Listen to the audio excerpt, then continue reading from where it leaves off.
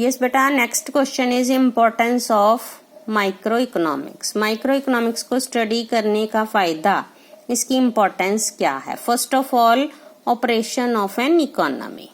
हम किसी भी इकोनॉमी की फंक्शनिंग को अगर जान सकते हैं, that is only by studying micro economics. क्योंकि जब हम माइक्रो इकोनॉमिक्स को स्टडी करते हैं तो हम उसके डिफरेंट कंपोनेंट स्टडी करते हैं, इकोनॉमिक एजेंट स्टडी करते हैं। और इकोनॉमिक एजेंट्स ये कौन से हैं, जैसे कि कंज्यूमर्स हैं, प्रोड्यूसर्स हैं, एंड ये इन सबको स्टडी करके हमें पता चलता है how consumers act, how producers work.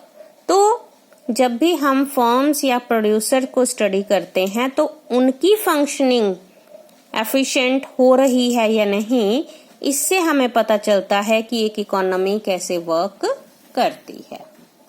Second is predictions. Predictions क्या होती हैं? फ्यूचर के लिए पहले से ही अनुमान लगा लेते हैं, कोई भी भविष्यवाणी कर सकते हैं। तो ये प्रिडिक्शंस भी सिर्फ और सिर्फ माइक्रो इकोनॉमिक्स की थ्योरीज पर ही बेस्ड होती हैं, और ये सारी डिपेंड करती हैं कॉज एंड इफेक्ट रिलेशनशिप। दो वेरिएबल्स के बीच में जो रिलेशनशिप होता है, एक उसका कॉज यानी कि कारण है और दूसरा उसका इफेक्ट यानी कि प्रभाव होता है। तो जब दो वेरिएबल्स के बीच में कॉज एंड इफेक्ट रिलेशनशिप होता है तो प्रेडिक्शंस किए जा सकते हैं। फॉर एग्जाम्पल, जब हम कहते हैं कि if price rises demand will contract, अगर प्राइस बढ़ेगी तो डिमांड कम हो जाएगी। That is based upon the theory of demand. हमें पता है कि प्राइस बढ़ने से डिमांड कम होती है, और अगर हमें लगता है कि आने वाले कुछ दिनों में अगर प्राइस बढ़ने वाली है तो प्राइस बढ़ने से डिमांड कम हो जाएगी। ये कॉज एंड इफेक्ट रिलेशनशिप जिसके आधार पर हम प्रेडिक्शंस कर सकते हैं। Then economic policies. Micro economics की स्टडी करने से कि इकोनॉमिक पॉलिसीज कैसे बनाई जाती हैं, उनकी फॉर्मुलेशन कैसे होती है, ये भी हमें पता चलता है। For example, price policy, fiscal policy, monetary policy, ये गवर्नमेंट की डिफरेंट पॉलिसीज होती हैं। And we can also know कि इन गवर्नमेंट पॉलिसीज का रिसोर्सेज की एलोकेशन पर क्या इफेक्ट होगा। फॉर एग्जाम्पल, कि गवर्नमेंट टैक्सेस इंक्रीज कर देती है, तो टैक्सेस इंक्रीज करने से what will be the effect on production of different goods, कैसे प्रोडक्शन पर उसका इफेक्ट होगा।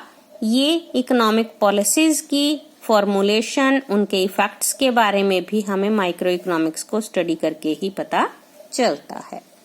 Next is economic welfare.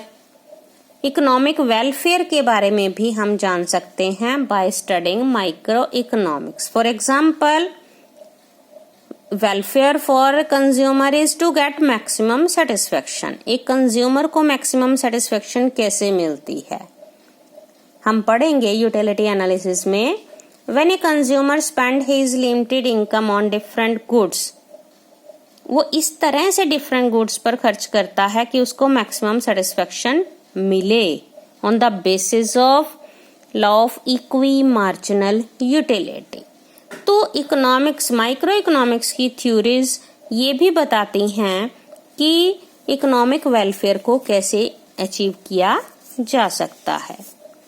Next point is managerial decision. कोई भी बिजनेस फर्म्स जब मैनेजरियल डिसीजन लेती हैं, अपनी फर्म्स के लिए डिसीजन लेती हैं, that is only on the basis of cost and demand analysis. Cost analysis and demand analysis, उस प्रोडक्ट को प्रोड्यूस करने की कॉस्ट क्या होगी, कितने एक्सपेंसेस होंगे, एंड डिमांड कितनी होगी, इसको एनालाइज करने के बाद ही वो डिसाइड करते हैं what quantity they will produce.